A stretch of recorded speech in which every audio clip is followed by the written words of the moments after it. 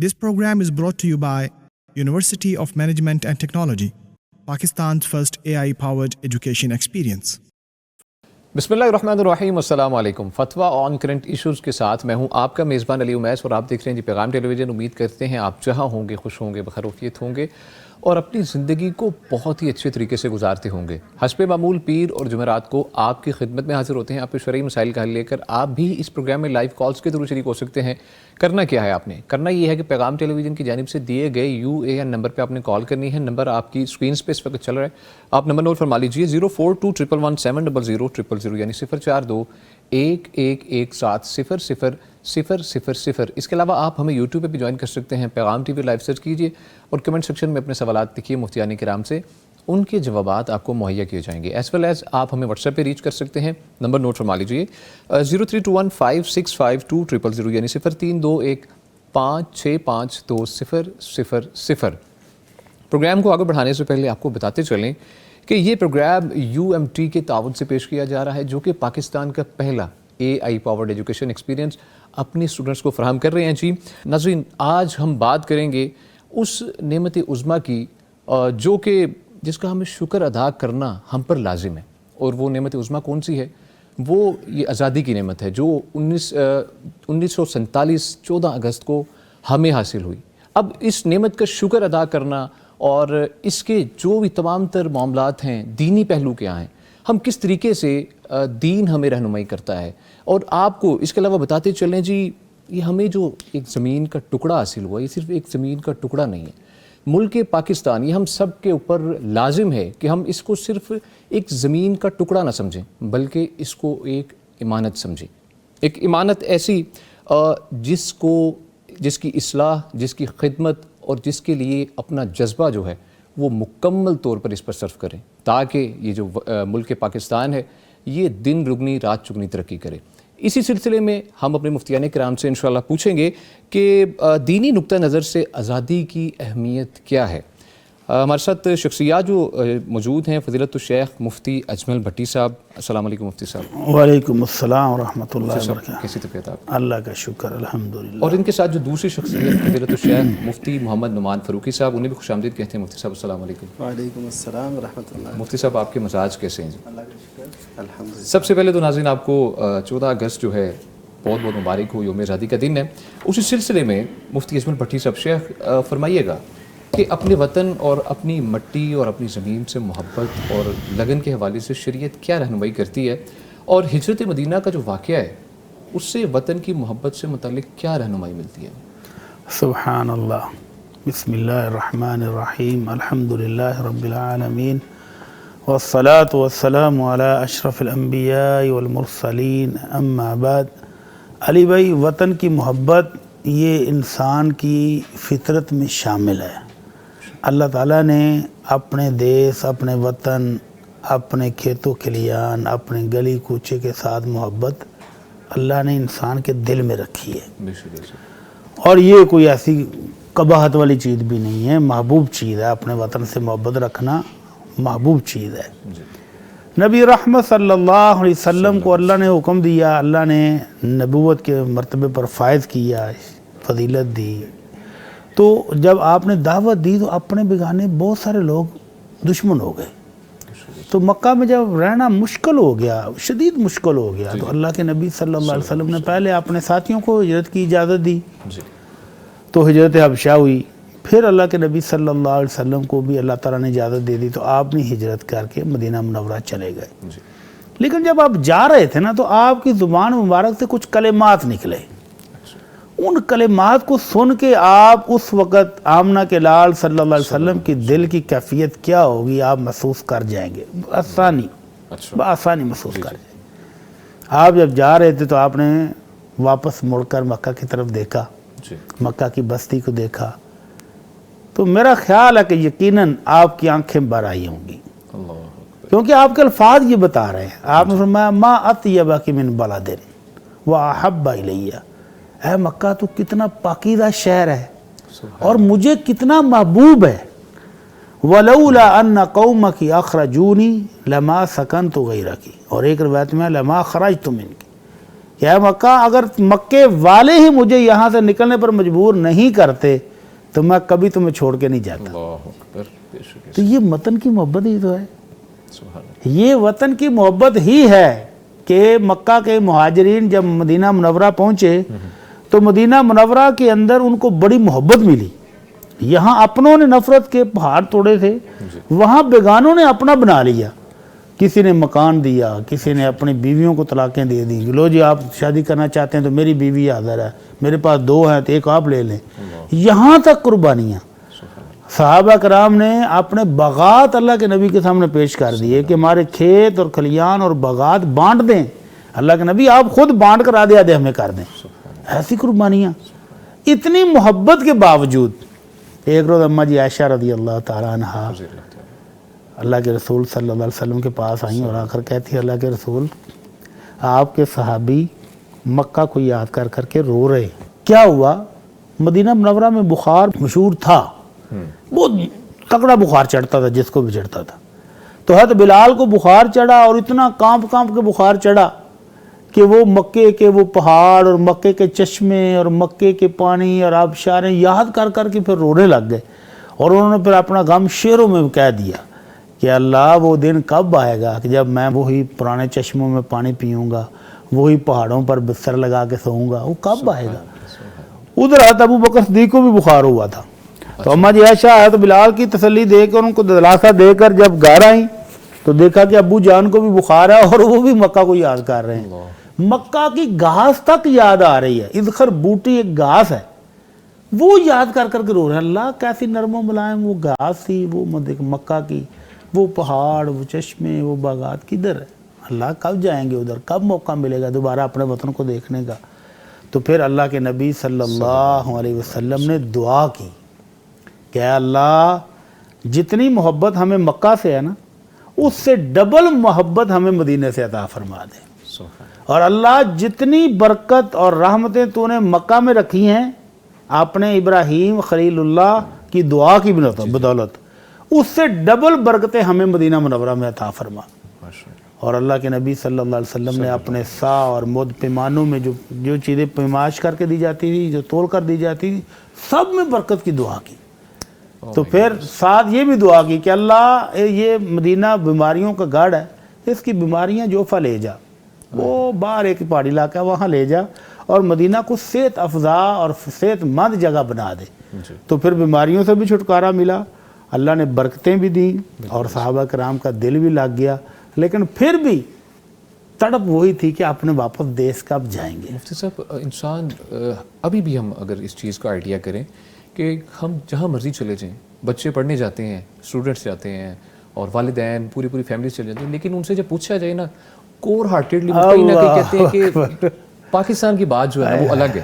انہیں ہر قسم کی سہولیات وہاں پر میسر ہیں، ہر چیز. میں نے ایئرپورٹ پر اپنے ریزو اذکارب کو گیا تھا عمرے کے لیے الوداع کرنے.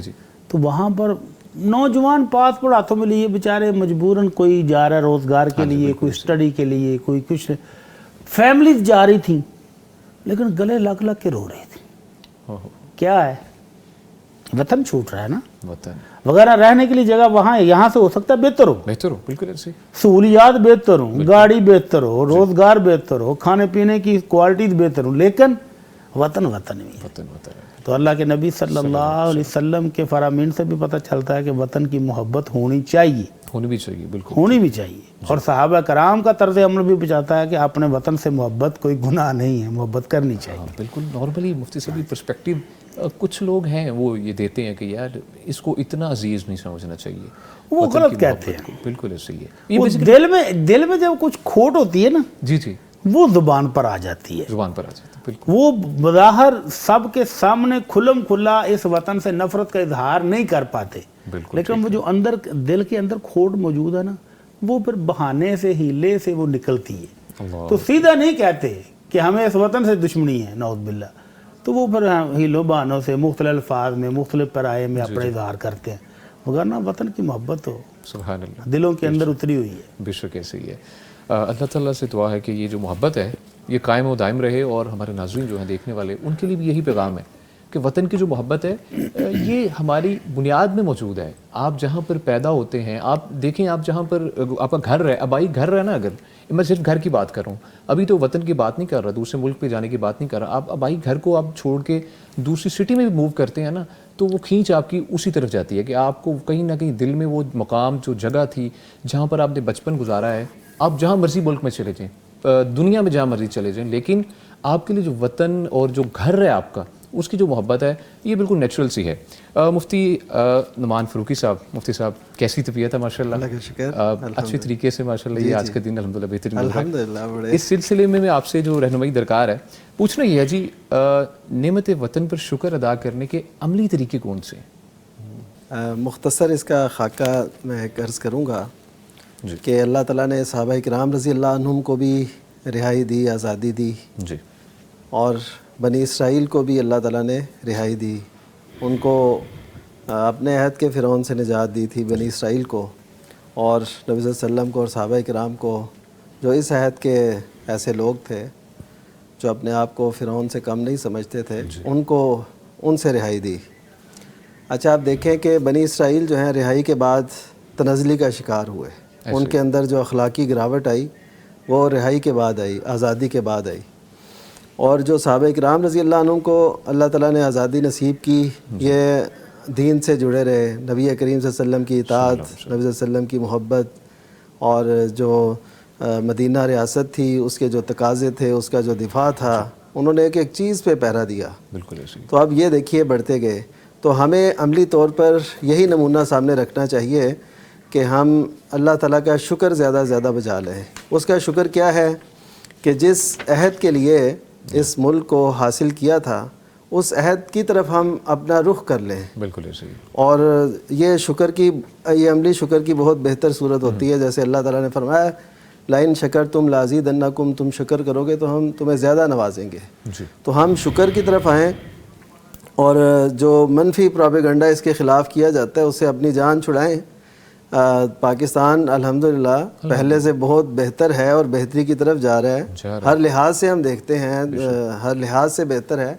تو اس کے خلاف منفی پروپیگنڈا نہ کیا جائے, اللہ کا شکر ادا کیا جائے. موسیٰ علیہ السلام نے کہا تھا, عَصَىٰ رَبُّكُمْ أَن يُهْلِكَ عَدُوَّكُمْ وَيَسْتَخْلِفَكُمْ فِي الْأَرْضِ, کہ اللہ تعالیٰ قریب ہے کہ تمہارے دشمن کو ہلاک کر دے اور تمہیں زمین میں جگہ دے, اس میں مصر میں یا رہائش دے تمہیں.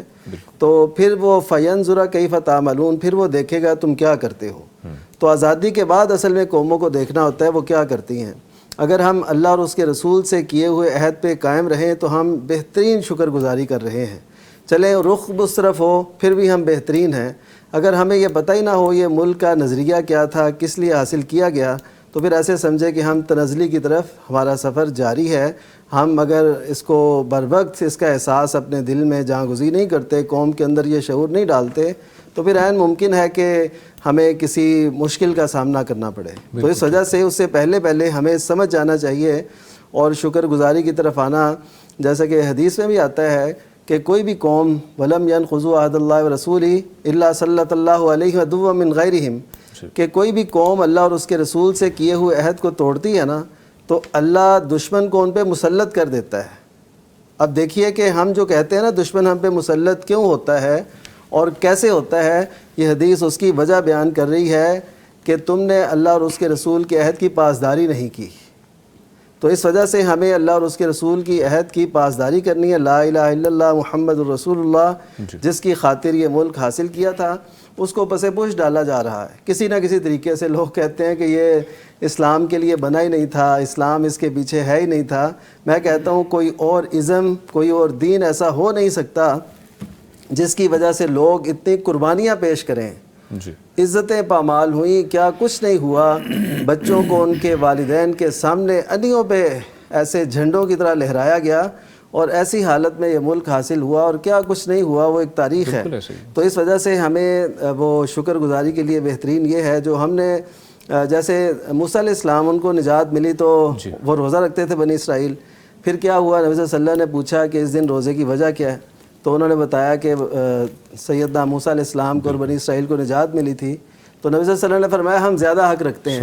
اس سے ایک یہ بات نکلتی ہے کہ جس دن کسی قوم کو اللہ تعالیٰ رہائی آزادی نصیب کرے تو اس قوم کو اللہ تعالیٰ کے سامنے مزید سجدہ ریز ہونا چاہیے, شکر ادا کرنا چاہیے اور اس طرف آنا چاہیے. یہ پہلو ہمارے اندر بہت کم ہے. جو اس کی نظریاتی سرحدیں ہیں ان کی حفاظت اور اسی طرح جو جغرافیائی سرحدیں ہیں ان کی حفاظت یہ ہمارے ذمہ ہے. بہت شکریہ مفتی صاحب. ناظرین, شاعر نے کیا خوب کہا ہے جی, خدا کرے کہ میری عرض پاک پہ اترے وہ فصل گل جسے اندیشہ زوال نہ ہو. یہاں جو پھول کھلے وہ کھلا رہے صدیوں, یہاں خزاں کو گزرنے کی بھی مجال نہ ہو. ہمارے ساتھ رہیے گا. یہاں وقت ہے چھوٹی سی بریک کا, ملتے ہیں تھوڑی سی بریک کے بعد. ویلکم بیک جی. گفتگو کا سلسلہ آگے بڑھائیں گے, لیکن آپ کو ریمائنڈر کرواتے چلیں کہ آپ اس پروگرام میں لائیو کالز کے تھرو شریک ہو سکتے ہیں. آپ نے کرنا کیا ہے, پیغام ٹیلی ویژن کی جانب سے دیے گئے UAN نمبر پہ آپ نے کال کرنی ہے. نمبر آپ نوٹ فرما لیجیے 0421170000 یعنی 0421117000. اس کے علاوہ آپ ہمیں یوٹیوب پہ بھی جوائن کر سکتے ہیں. پیغام ٹی وی لائیو سرچ کیجیے اور کمنٹ سیکشن میں اپنے سوالات لکھیے. مفتیان کرام سے ان کے جوابات آپ کو مہیا کیے جائیں گے. اور واٹس ایپ نمبر بھی آپ نوٹ فرما لیجیے 032156520000 یعنی 032156520000. واٹس ایپ پہ جو سوالات آپ بھیجیں گے وہ ہم لائیو پروگرام میں تو شامل نہیں کر پائیں گے. انشاءاللہ اپ کمنگ پروگرامز میں ان کو شامل کیا جائے گا. اور اگر آپ ضروری سمجھیں, آپ کو ایسا فیل ہو کہ ہمیں سوال کے جواب اسی وقت چاہیے, تو انشاءاللہ وہ بھی مفتیان کرام آپ کو مہیا آپ کے جو سوال ہیں ان کے جوابات دے دیں گے. آپ کی جانب سے جو سوالات بھیجے گئے ہیں اس کی جانب ہم بڑھیں گے, لیکن اس سے پہلے کچھ ایک جو سوالات ہیں آج کے موضوع کو لے کر. مفتی اجمل بھٹی صاحب, شیخ فرمائیے گا کہ کسی بھی ملک میں امن و امان کو یقینی بنانا کتنا ضروری ہے؟ شریعت اس حوالے سے کیا رہنمائی کرتی ہے؟ سبحان اللہ. امن و امان نہ ہو تو پھر ہے کیا؟ امن و امان اللہ کی دی ہوئی نعمتوں میں سے بہت بڑی نعمت ہے. اللہ کے نبی صلی اللہ علیہ وسلم اس امن و امان کی نعمت کی اہمیت بیان کرتے ہوئے فرماتے ہیں کہ من اصبح منکم آمنا فی سربہ معافا فی جسدہ عندہ قوت یومہ فکأنما حیزت لہ الدنیا بحذافیرہا. جو بندہ اپنے گھر میں امن امان سے صبح کرے, صبح اٹھے کوئی فکر نہیں دشمن کی, کوئی دوڑ بھاگ نہیں ہے, سکون سے اٹھے اپنی مرضی سے, اپنے گھر میں ہے, صحت مند بھی ہے, بیماری بھی نہیں ہے, اور اس کے پاس صرف ایک دن کی خوراک ہے, خوراک کا ذخیرہ لمبا چوڑا نہیں ہے, ایک دن کی خوراک, صحت ہے اور امن ہے, تو فرمایا وہ تو ایسا خوش نصیب ہے گویا کہ پوری دنیا اس کے گھر میں سمٹ کر آ گئی ہے. ماشاءاللہ. تو امن و امان تو اللہ کی بہت بڑی نعمت ہے, اور اللہ تعالی ہمارے ملک کو بھی امن و امان کا گہوارہ بنائے. آمین. تو امن تو چاہیے, اور اللہ کے نبی صلی اللہ علیہ وسلم کی تعلیمات امن کے لیے بہت ضروری تھی, وہ آپ نے دیں, اور عملاً بھی امن قائم کر کے دکھایا. آپ دیکھیں نا, اللہ کے نبی صلی اللہ علیہ وسلم مدینہ منورہ میں جب تشریف لائے ہیں, 10 سال آپ تشریف فرما رہے مدینہ منورہ میں, 10 سال کے اندر آپ کو قتل کے 1-2 واقعات ملیں گے, زنا بالجبر کے یا زنا بالرضا کے 1-2 واقعات ملیں گے, بالکل ایسے, چوری ڈکیتی کے 1-2 واقعات ملیں گے, ٹوٹل ملا کے 15-20 واقعات سے زیادہ نہیں ملیں گے. وجہ کیا ہے کہ اللہ کے نبی صلی اللہ علیہ وسلم نے ایسی تعلیمات دیں کہ جس سے معاشرے کا امن و امان باقاعدہ ایک ڈسپلن بن کر ساری دنیا کے سامنے آ گیا. اور آج تک 15ویں صدی ہے, 1450 سال گزر گئے ہیں. اللہ کے نبی صلی اللہ علیہ وسلم کی دعاؤں کی بدولت اور آپ کی دی ہوئی تعلیمات کی بدولت امن کی صورتحال اب بھی وہاں پر یہ ہے کہ لوگ 500 کلومیٹر سفر کرتے ہوئے جہاں تھکتے ہیں وہیں گاڑی سائڈ پر لگا کر چٹائیاں بجا کر رات کو سوتے ہیں, صبح اٹھ کر جائیں گے. سبحان اللہ. ایسا سکون اور امن ہے. بالکل. اور گھروں میں کوئی سیکورٹی کیمرے لگانے کی ضرورت نہیں, کوئی خاردار تاریں آپ کو نہیں ملیں گی, کوئی آپ کو گارڈ باہر پھرتے ہوئے سیٹیاں بجاتے نظر نہیں آئیں گے. تو یہ اللہ کے نبی صلی اللہ علیہ وسلم کا امن و امانہ کی اہمیت کی نظر جو تعلیمات دی اور جن کو عملاً نافذ کر کے دکھایا, جی ٹھیک ہے, ان کی بدولت یہ سارا. بہت شکریہ مفتی صاحب. کالر ہیں, ان کی جانب پڑیں گے جی. السلام علیکم. وعلیکم السلام جی, میں احسن علی بات کر رہا ہوں لاہور سے. جی احسن بھائی, کیسے ہیں آپ؟ جی میں بالکل ٹھیک ہوں. علی بھائی آپ کو, مفتیان کرام کو اور پیغام ٹی وی کی پوری ٹیم کو پہلے تو آزادی کی بہت بہت مبارک ہو. ٹھیک ہے جی, بہت شکریہ, خیر مبارک جی. اور اللہ تعالیٰ ہمارے پاکستان کو ایسے ہی قائم و دائم رکھے. آمین. تو تو میرے دفعہ میں مفتی صاحب سے 2 کوشچن تھے کہ ایک تو پہلا یہ کہ فجر کی نماز اگر ٹائم نکل جائے اور سورج اگر جو ہے وہ طلوع ہو جائے تو اس سے 20 منٹ بعد اگر ہم ادا کریں گے تو وہ قضا ہوگی یا ادا ہوگی. اور دوسرا کوشچن میرا یہ ہے کہ اگر ہم لوگ اگر غسل خانہ میں اگر غسل کرتے ہوئے اگر فطر کو ہاتھ لگ جائے تو بعض علماء کا یہ کہنا ہے کہ وضو ٹوٹ جاتا ہے اور بعض کا کہنا ہے کہ نہیں ٹوٹتا. یہ تو ہمیں احتیاط ہی چاہیے. تو مجھے تو پوچھنا تھا اگر ہم تو کپڑا باندھ لے کر اگر وہ فطر کو صاف کریں تو کیا اس طرح احتیاط ہو جائے گی؟ اچھا جی ٹھیک ہے جی, بہت شکریہ جی. احسن علی صاحب ہمارے ساتھ موجود تھے. مفتی اجمل بھٹی صاحب شیخ فرمائیے. پہلا سوال تو ان کا یہ تھا کہ اگر سورج طلوع ہو جائے تو کیا فجر کی نماز بعد میں پڑھے تو قضا ہوگی کہ ادا ہوگی؟ ایسا ہی. اگر تو کوئی بندہ سویا ہوا رہ گیا ہے جی اور یا اس کو بھولا ہوا تھا, اس کو یاد ہی نہیں رہا جی, تو اگر اس طرح کو بندہ بھولا ہوا ہو اچانک اس کو یاد, میں نے تو فجر کی نماز ہی نہیں پڑھی, بالکل یعنی رات کی ڈیوٹی پر بیٹھا تھا, کام کاج میں لگا رہا فجر کی نماز ہی بھول گیا, یا وہ سویا ہوا تھا کسی نے اٹھایا نہیں, الارم بجا نہیں, اس کو جاگ آئی نہیں, اور جس وقت اس کو جاگ آئی تو سورج طلوع ہو رہا تھا, تو اس کی نماز کا وقت یہی ہے, قضا نہیں ہے, یہ ادا ہے. سورج تھوڑا سا طلوع ہو جائے, بلند ہو جائے تو وہ نماز پڑھے, اس کا یہ ادا ہے.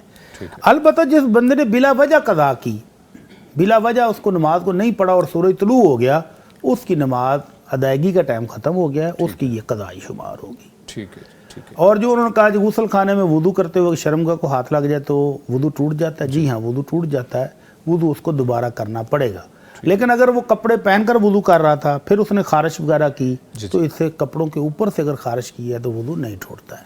ٹھیک ہے جی, بہت شکریہ مفتی صاحب. مفتی نعمان فاروقی صاحب شیخ, ہمیں واٹس ایپ پہ سوالات موصول ہوئے ہیں, ان کی جانب بڑھیں گے. پوچھا گیا ہے کہ اگر کوئی بیوہ مہمان بن کر آئی ہو تو میزبان میاں بیوی اس کی موجودگی میں خلوت اختیار نہیں کر سکتے, اس پر کوئی گناہ ہے؟ جی یہ لگتا ہے ان لوگوں کی طرف سے یہ چیز سامنے آئی ہے جو لوگ دوسروں کا ازحد خیال رکھنے کی کوشش کرتے ہیں کہ ان کی کوئی دل آزاری نہ ہو, ان کو کوئی تکلیف نہ ہو, وہ دل میں کچھ ایسا نہ خیال کریں. ظاہر ہے جو بیوہ ہے وہ جس بیوگی کے سفر میں ہے اس کو اپنے خامند کی یاد آتی ہوگی, اور اسے تو اس کے سامنے ان کا خیال ہے کہ اگر آئیں گے ہم یعنی خلوت اختیار کریں گے تو اس کا مطلب ہے اس کا دل دکھے گا.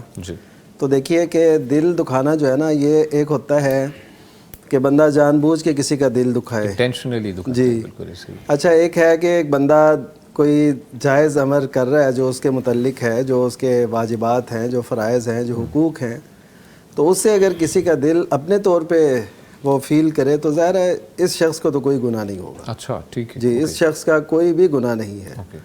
تو یہ بالکل ایزی رہیں اور یہ خلوت اختیار کر سکتے ہیں. باقی یہ ہے کہ اسلام کے اندر جو بیوگی کے لیے تعلیمات ہیں وہ یہی ہیں, چاہے کوئی خامند ہو جس کی بیوی فوت ہو چکی ہو یا کوئی بیوی ہو جس کا خامند فوت ہو چکا ہو, تو ان کو نئے نکاح کی طرف آنا چاہیے اور وہ بیوگی کا سفر زیادہ لمبا نہ کریں. 4 مہینے 10 دن جو لکھا ہوا ہے وہ تو ہے, اس کے بعد پھر وہ جو ہے فوری نکاح کی طرف آئیں, اور یہ ان کو گناہ کوئی نہیں ہے بہرحال کسی قسم کا. ہاں اپنے طور پہ کوئی خیال رکھتے ہیں تو اچھی بات ہے. ٹھیک ہے. بھٹ صاحب میں لائٹر نوٹ پہ پوچھنا چاہ رہا ہوں, میں ذہن میں ایک سوال پاپ اپ ہوا اچانک سے, جو ابھی چل رہا ہے ماشاء اللہ آزادی کا دن ہے, تو آزادی منانے کے کئی طریقے ہیں جو آج کل استعمال کیے جاتے ہیں, کیا خیال ہے آپ کا اس کے بارے میں؟ جو آج کل استعمال کیے جا رہے ہیں بالکل ایسے. مجھے اس بات پر آج میں نے زور کے بعد بھی درس دیا ایک جگہ پر. اچھا. تو میں یہ سوچ رہا تھا کہ یہ جو ہماری نوجوان نسل ہے, ہاں جی, جو ابھی جوان ہو رہی ہے, جو چھوٹے بچے ہیں جن کو ہم نے صرف باجے لے کر دیے ہیں کہ تم پوری گلیوں میں شور مچاؤ, اور چھوٹے چھوٹے بچے میں دیکھ کہ چھوٹے چھوٹے بچے ایک ہاتھ سے سائیکل چلا رہے ہیں, ایک ہاتھ میں باجا پکڑا اور گھروں کے دروازوں کے پاس جا کے پاں پاں کر رہے ہیں. بالکل اسپیشلی ایسے ہی. اب ان بچوں کی تعلیم اور تربیت ہم کیا کر رہے ہیں کہ ان کو بتایا کہ 14 اگست آئے گا, اس وقت یہ باجا مخصوص ٹائپ کا ملے گا, ایسے ہی, اور پورا سال تو وہ ملے گا نہیں. تو وہ ہم بجائیں گے، بازاروں میں آتے جاتے بزرگوں کو تنگ کریں گے، لوگوں کے گھروں کے باہر بجا کر تنگ کریں گے، اور یہ 14 اگست ہے. ایسا ہی یہ بدقسمتی کی انتہا ہے. بالکل ان بچوں کو بٹھا کر اس نعمت کے بارے میں تفصیل سے بتانا چاہیے. ایسے ہی بالکل مفتی صاحب ایسے. ہندوستان میں اس وقت جو مسلمانوں کے حالات ہیں وہ ان بچوں کو بتانا چاہیے. وہ بیچارے نماز پڑھتے ہو اگر ایک صف یا 2 صف مسجد کے باہر آ جائے جمعے والے دن تو ان کی شامت آ جاتی ہے. ان کے لیے یہ جو ہم مٹن کھاتے ہیں، بیف کھاتے ہیں، یہ جو ہم لیگ پیس کھاتے ہیں ادھر، یہ جو ہم شوارمے کھاتے ہیں، ان کے لیے تو ممکن نہیں ہے. گوشت بنانا، خریدنا، پکانا، کھانا ان کے لیے اب بھی مشکل ہے. کتنے سال ہو گئے ہیں؟ 78 سال ہو گئے. 78 سال. تو آج بھی وہ وہیں کے وہیں کھڑے ہیں ہندو. تو ان بچوں کو اس نعمت کا احساس دلانا چاہیے اس وقت سے پہلے کہ اس نسل کو پتہ ہی نہ ہو کہ 14 اگست ہے کیا. بالکل اس کے پیچھے جو عظیم داستانیں ہیں قربانی کی، ان کو پتہ ہی نہ ہو. بالکل ایسی تو پھر یہ بڑی بد نصیبی ہوگی کہ ہم صرف باجے بجائیں، شور گول کریں، گانے سنیں، ناچیں گائیں، اور بس یہی آزادی ہے. تو یہ اللہ کی نعمت کی بہت بڑی ناشکری ہوگی. جیسے بالکل جیسے کہ مجھے انٹرو میں ہم نے بات کی، جو آزادی کی ایک نعمت ہے اس پر شکر ادا کرنا ہے، اللہ کا شکر. جیسے مفتی صاحب نے فرمایا اللہ کے نبی نے روزہ رکھا. ماشاءاللہ. آپ روزہ نہیں رکھ سے تو کم از کم اس طرح بھی ہودگیاں بھی نہ پھلائیں نا. ہر سال نیا ٹرینڈ نہ دے دیں. ہاں بالکل ایسے ہی. کم از کم اپنے وطن کو سنوارنے کا کوئی عہد ہی کر لیں. ہاں بالکل. اپنے ساتھ عہد کر لیں کہ مجھے اللہ نے یہ منصب دیا ہے، عہدہ دیا ہے، میں اس منصب اور عہدے پر بیٹھ کر مثال کے طور پر سچ بولوں گا. جی بالکل. بھی اب آزاد ہیں ہم، کوئی مجبوری تو نہیں ہے، کوئی ڈنڈا تو کسی نے سر پہ نہیں رکھا کہ تم جھوٹ بولو. ایسے ہی. تو سچ بولوں گا میں. کم از کم میں ایمانداری سے اپنی ڈیوٹی دوں گا، میں رشوت نہیں لوں گا. کچھ تو اپنے آپ سے کرو. میں ایک سٹڈی دیکھ رہا تھا جس میں کسی بہت بڑا کوئی اسکالر ہے جو بیان کر رہا تھا کہ اس نے بہت ساری قوموں کو سٹڈی کی ہے، تو سب سے ایماندار قوم اس نے کہا جی میں نے فلاں قوم کو پایا ہے، وہ بدقسمتی وہ مسلمان نہیں ہے. تو مجھے ایک بزرگ کہنے لگے جی دنیا میں سب سے ایماندار قوم اگر دیکھی جائے تو وہ جیپنیز ہے یا کورین ہے، مسلمان نہیں ہے. تو کم از کم ہم اپنے وطن کے ساتھ اتنے مخلص تو ہو جائیں، اتنا سچ تو بولنا شروع کر دیں کہ کم از کم ہم بھی کسی لسٹ میں آ جائیں. ایسے ہی بالکل. تو اپنے بچوں کو عملی تربیت کریں بجائے اس کے کہ ان کو صرف شور و گول سکھائیں. ان کو اصلی محب وطن بالکل آپ کچھ نہ کچھ کریں. لیکن یہ جو آپ کا پہلو جو آپ نے بیان کیا بہت ضروری ہے، والدین کو بھی چاہیے ایسے کرے. جی کالر ہے ان کی جانب بڑھیں گے. السلام علیکم. السلام علیکم ورحمۃ اللہ وبرکاتہ. وعلیکم السلام ورحمۃ اللہ وبرکاتہ. جی سر کیسے ہیں جی آپ؟ جی سر بڑا اچھا آپ کا پروگرام ہے، بہت عجیب سن پا رہا ہوں، اور بہت ہی جو ہے اچھا آئیڈیا ہے کہ آپ لوگوں کو بڑی اویئرنیس اور آگاہی فراہم کر رہے ہیں. جی بہت میزبان بھی بہت اچھے ہیں، اور جو مہمان ہیں وہ تو بہت ہی مفتی ہیں. ایک اور چھوٹا سا اس میں اضافہ کر رہے ہیں کہ جہاں سے وہ جامعہ بلانگ کرتے ہیں وہ بھی اگر نیچے نریٹ کر دیں تو بندہ فزیکل بھی ان سے فائدہ حاصل کر سکتا ہے. اچھا ٹھیک ہے، انشاءاللہ یہی ہے کہ ہمیں جو ہے نظر بد اور بندش کا سامنا ہے. ہاں بالکل. جادو وغیرہ کے معاملات ہیں اور جنات کے، تو وہ ہٹ نہیں رہے ہیں. ہم کافی مفتی صاحب لاسٹ وہ بھی اس میں پکڑی ہوئی ہیں. جی عبدالرحمان صاحب جو بھی آپ کے ادھر چینل پہ چلتے ہیں چیزیں وہ ہم اڈاپٹ کر رہے ہیں، لیکن بہت زیادہ ہے. کسی نے کہا دماغ باندھا ہوا ہے، اس وجہ سے ایسے ہے. اور بیماریاں ہیں، بڑے گھر میں جو ہے مسائل ہیں، وہ جو نکل جائیں سارے. میرے بھائی کہہ رہے ہیں جی ہم وہ تینوں چاروں علاج کر رہے ہیں لیکن اثر نہیں ہو رہا. ایسے ہی بالکل. پرانی قبض ہو جائے نا بندے کو، ہاں جی، تو حکیم صاحب کہتے ہیں 6 مہینے سال لگے گا. جی کیا خیال ہے؟ ایسے ہی. بی پی کا مریض چلا جائے، دنیا کا کوئی بڑے سے بڑا اسپیشلسٹ آپ کو 1 دن میں ٹھیک کر دے گا؟ نہیں ایسا تو نہیں ممکن. ہارٹ کا مریض پاسبل سال ہر سال دوائیاں کھانی پڑتی ہیں، اور ہم بڑے اطمینان سے دوائی کھاتے ہیں، مہنگی سے مہنگی کھاتے ہیں، اور بلکہ ڈاکٹر صاحب کو جا کر ریکویسٹ کرتے ہیں کہ اگر بڑھانی چاہیں تو بڑھا بھی دیں. ایسے ہی ایون کہ لائف ٹائم بھی ہم کھاتے ہیں ایسے ہی کھاتے رہتے ہیں. دوائیوں کے بنڈل نکلتے ہیں جب بزرگ دنیا سے چلا جاتا ہے تو اس کے دراز بھرے ہوتے ہیں. تو میرے بھائی روحانی علاج میں آپ اتنے جلد بازی کیوں کر رہے ہیں؟ ہاں بالکل. اس میں بھی تھوڑا ٹائم دیں. بیماری جتنی پرانی ہے جائے گی ضرور، یہ اللہ کے رسول کا وعدہ ہے صلی اللہ علیہ وسلم. اللہ کے نبی صلی اللہ علیہ وسلم کا حکم کیا ہے؟ اقرؤوا سورۃ البقرہ فإن أخذها برکہ وترکها حسرہ ولا تستطیعها البطلہ، کہ سورہ بقرہ کی تلاوت کرو، اس کی تلاوت باعث برکت ہے. جب اللہ کے نبی صلی اللہ علیہ وسلم کی زبان مبارک سے نکل آیا کہ اس کے پڑھنا باعث برکت ہے تو اب پتھر پر لکیر ہے. بے شک ایسے. اور اس کو چھوڑ دینا حسرت کا باعث ہے. 2 4 دن 10 دن پڑھ کے لو جی کوئی فائدہ نہیں ہوا تو یہ حسرت کا باعث بن جائے گا. اور جادوگر پوری دنیا کو کہتے توڑ کر لیتے ہیں. مائی کا لال کوئی کر ہی نہیں سکتا کیونکہ آمنہ کے لال صلی اللہ علیہ وسلم کی زبان سے نکل آیا ہے کہ جادوگر مقابلہ نہیں کر سکتا. بے شک ایسے. تو اس لیے بے فکر ہو کر آپ سورہ بقرہ کی تلاوت خود بھی کریں اور گھر میں تلاوت اونچی آواز سے لگا بھی دیں. انشاءاللہ فرق پڑے گا، ضرور پڑے گا. 1 مہینہ میرا اپنا ذاتی تجربہ یہ ہے، جتنے لوگوں کو میں نے بتایا 1 مہینے کے اندر انہوں نے واپس آ کر رپورٹ دی جی ٹوٹلی بالکل فری.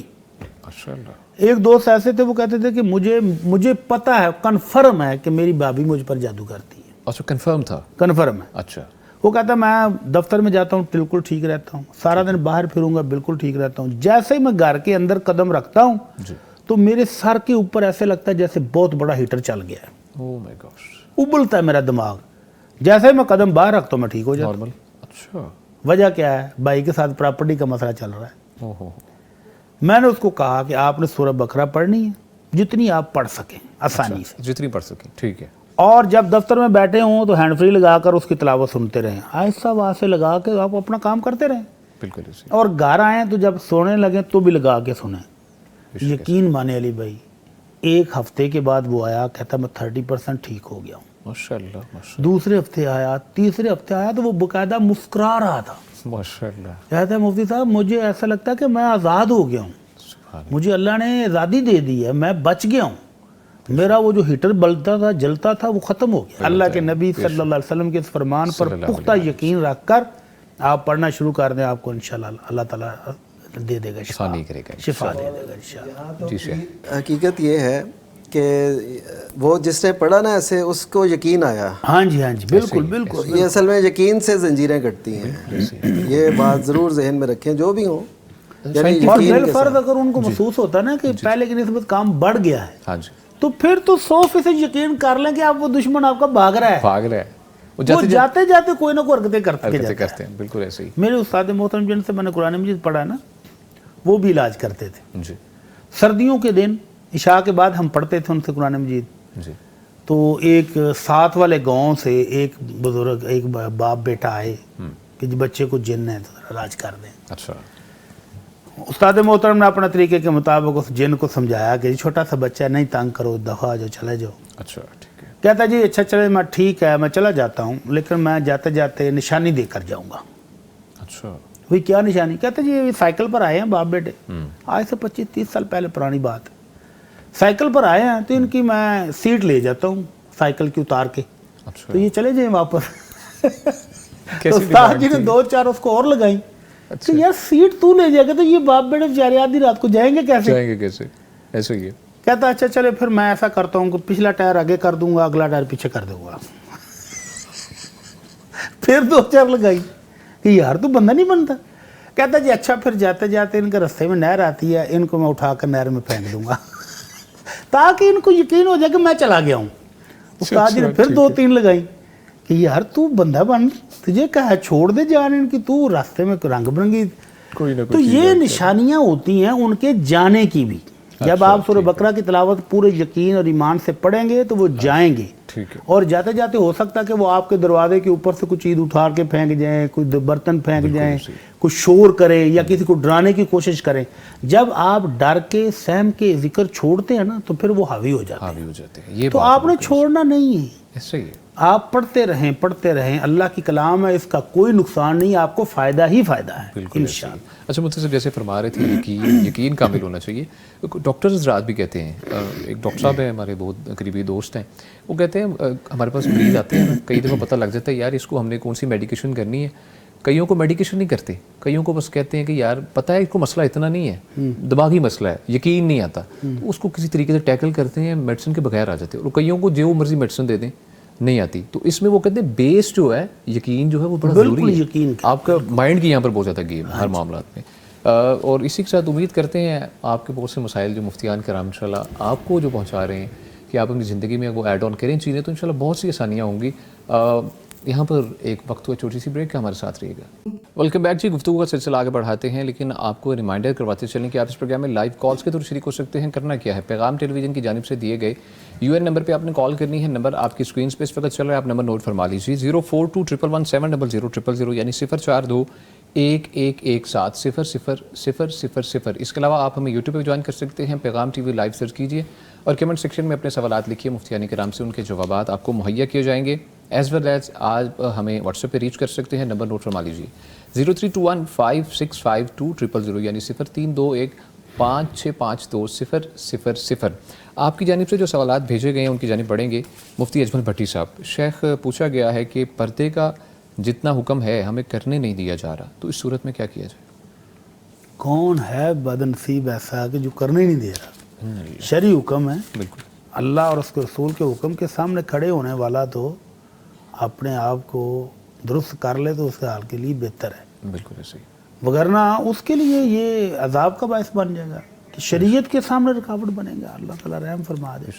جب اللہ اور اس کے رسول کا حکم آ جائے تو مسلمان کہتے ہی اس کو ہے کہ جس کی گردن جھک جائے. مسلمان استسلام سے ہے، فرما بردار ہو جائے. بالکل. کوئی مسلمان ایسا نہیں ہونا چاہیے کہ جو اللہ اور اس کے رسول کا حکم بھی آئے اور وہ کہے کہ نہیں جی میں نہیں مانتا. اس کا اسلام خطرے میں ہے.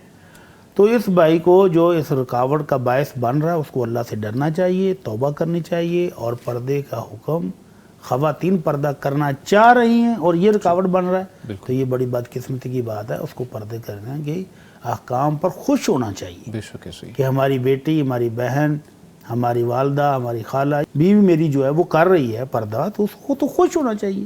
بالکل ایسے ہی. کہ باحیا بیوی ملی ہے اس کو باحیا بہن ملی ہے، باحیا خالہ ملی ہے، تو اس کو تو خوش ہونا چاہیے. اللہ کی رحمت ہے، اس گھرانے پر اللہ کی رحمت ہے.